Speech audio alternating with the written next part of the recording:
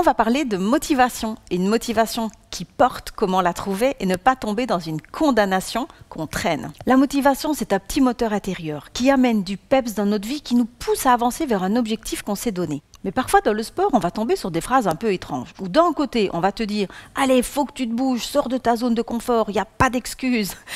C'est fait, c'est une condamnation, c'est une motivation inversée. On va te motiver à coup de peur, peur de vieillir, peur de grossir, peur de finir en carpette. Mais en même temps, tu vas entendre des phrases d'une même personne qui va te dire « Prends le temps de te poser et de rêver, prends soin de toi, écoute ton corps ». Mais comment est-ce qu'on fait la différence entre ce Rocky Balboa et le moine zen? Alors je crois qu'on doit faire un peu le tri. Ton corps, il n'a pas besoin d'être stressé, angoissé et de culpabiliser pour pouvoir avancer. Ton corps, il a besoin d'un véritable dialogue avec toi. Un dialogue sincère, donc pas de fausses excuses. Ton corps a besoin d'une conversation et pas d'une condamnation. Tu vois la différence? Je crois vraiment que la motivation, celle qui ne va pas finalement se transformer en poids, il faut qu'elle vienne d'un endroit sain.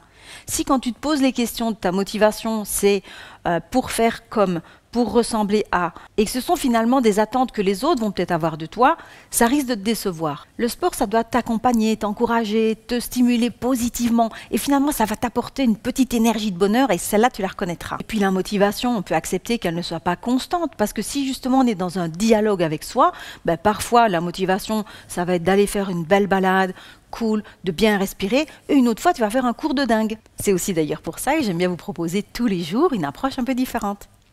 Je te conseille de te poser la question. Pourquoi est-ce que tu veux bouger? Pourquoi est-ce que tu veux faire du sport? Demande-toi quel est ton objectif. Peut-être que ton objectif, c'est de pouvoir courir ou pouvoir simplement jardiner sans avoir mal au dos, jouer avec tes enfants, te sentir beaucoup plus en forme, ne pas avoir mal.